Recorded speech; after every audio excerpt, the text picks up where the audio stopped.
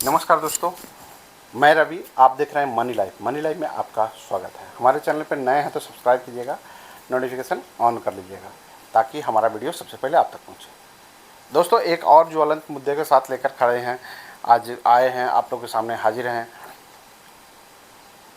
कौन है जो कि बिहार में दूसरा नीतीश कुमार बनने से निशांत को रोका जा रहा है? कौन है जो रोकना चाह रहा है?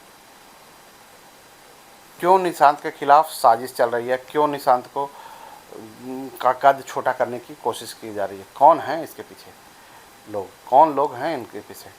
क्या सरकार है? क्या बिहार की सरकार है? या क्या केंद्र की सरकार है? या कोई और है इसके पीछे? कौन कौन लोग हैं? कौन हैं जो नहीं चाहते? क्योंकि रोज पूर्व मुख्यमंत्री नीतीश कुमार के बेटे निशांत कुमार, जो कि राजनीति में नहीं आना चाहते थे, उनको लाया गया।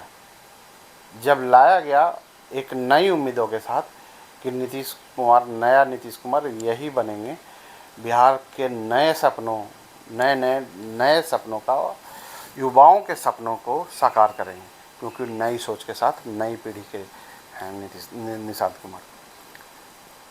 नीतीश कुमार का कार्यकाल लंबा चला और उनकी सोच जो थी पिछली पीढ़ी की थी।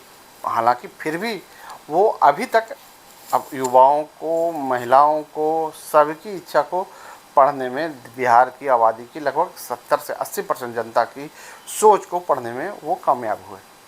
लेकिन जो बचे हुए 30% लोग थे, उनको कौन किसकी सोच से आगे बढ़ते?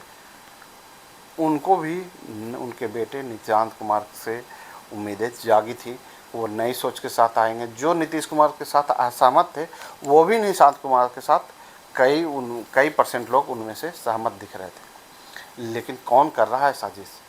कौन निशांत के जो हाव भाव है उसको नशेड़ी के रूप में पेश कर रहा है? क्यों उनको, उनके पीछे सोशल मीडिया पर प्रोपेगेंडा चलाया जा रहा है? कौन लोग है जो उनके कद को बढ़ने नहीं देना चाहता है?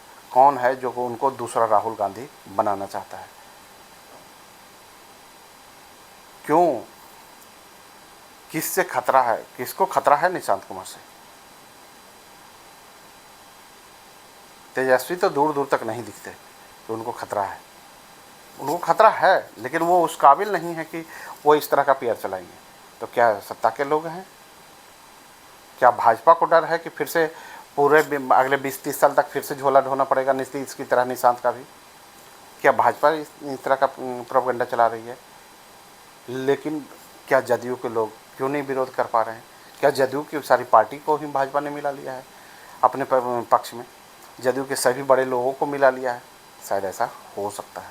और कई कानाफूसी के दौरान ऐसी चर्चा होती है कि जदयू के जो नीतीश कुमार को छोड़कर जो बड़े लीडरशिप हैं, वो लोग भाजपा के रंग में रंग चुके हैं और वो लोग के सहमति से ही निशांत के चेहरे को बड़ा होने से रोका जा रहा है, ताकि जो ट्रायंगुलर फाइट होती थी, नीतीश जो बैलेंसिंग फैक्टर बने होते थे, कहीं निशांत फिर वो जगह न ले ले और हमेशा के लिए भाजपा के लिए सिरदर्द बन जाए। फिर अगले 20-30 साल तक नीतीश की तरह निशांत का झोला नहीं ढोना पड़े। जब निशांत मंत्रिमंडल और सरकार में नहीं घुसना चाहते थे, क्यों उन पे अमित शाह और ललन सिंह के द्वारा दबाव डाला गया कि आप मंत्रिमंडल में शामिल होइए? क्यों? क्योंकि वो सम्राट चौधरी के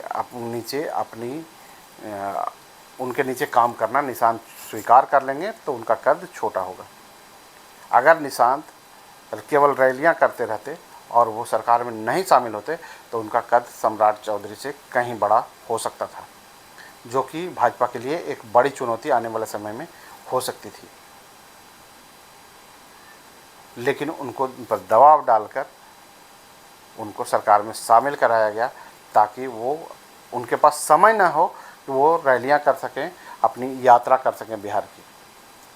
और निश्चित है कि वो शुरू के जो 2-3 दिन यात्रा की उन्होंने शुरुआत की, उसके बाद मंत्रिमंडल में जगह मिलने के बाद मंत्रालय के कामों से उन्हें फुर्सत नहीं मिल पा रहा है कि वो बिहार की यात्रा कर सकें। तो क्या ये निशांत को के कद को बढ़ने से रोकने की साजिश है? शायद इसी की बू आ रही है। लेकिन इस बात को जदयू के जो समर्पित कार्यकर्ता हैं, जो पुराने कार्यकर्ता हैं, और आम जनता और खुद निशांत को समझना पड़ेगा। शायद नीतीश कुमार उस लायक अब ना ही हैं कि उनका उस तरह से पहले की तरह पार्टी पर नियंत्रण हो सके। तो इस बात को निशांत को तरीके से हैंडल करते हुए और आगे बढ़ना होगा, और दूसरा निशांत नीतीश कुमार बनना ही होगा। बिहार की उम्मीदों का बोझ उठाने के लिए दूसरा नीतीश कुमार निशांत को बनना ही होगा। अगर वो नहीं ऐसा करते हैं तो फिर भाजपा और राजद को अपनी मनमानी करने की खुली छूट मिल जाएगी। कोई हिंदू मुस्लिम दंगे भड़काएगा तो कोई जातिवादी क्या जाति के आधार पर गुंडाई फैलाएगा। क्या बिहार की जनता आगे आने वाले अगले 20-30 सालों तक यही झेलेगी, या फिर एक बीच का मध्यमार्गी निशांत कुमार बिहार को चाहिए, जो सभी लोगों को नीतीश कुमार की तरह लेकर चले, जो सभी लोगों को, महिलाओं को, बच्चों को, सभी को अपने दूरगामी सोच के अनुसार, नीतीश सोच के अनुसार उठा कर ले चले। हालांकि सम्राट चौधरी में अभी नीतीश कुमार के अनुसार ही कार्य करना शुरू किया है, लेकिन क्या आगे सम्राट चौधरी बने रहेंगे इस बात की गारंटी है? क्योंकि वो नीतीश की पसंद है। भाजपा के वो मुख्यमंत्री नहीं हैं। कहने को उन पे ठप्पा लगा है कि भाजपा के मुख्यमंत्री हैं, क्योंकि नीतीश कुमार के वीटो के कारण ही सम्राट चौधरी को मुख्यमंत्री बनाया गया है। नीतीश कुमार ने अगर वीटो नहीं लगाया होता तो सम्राट चौधरी की रत्ती भर भी संभावना नहीं थी कि उन्हें मुख्यमंत्री बनाया जाता।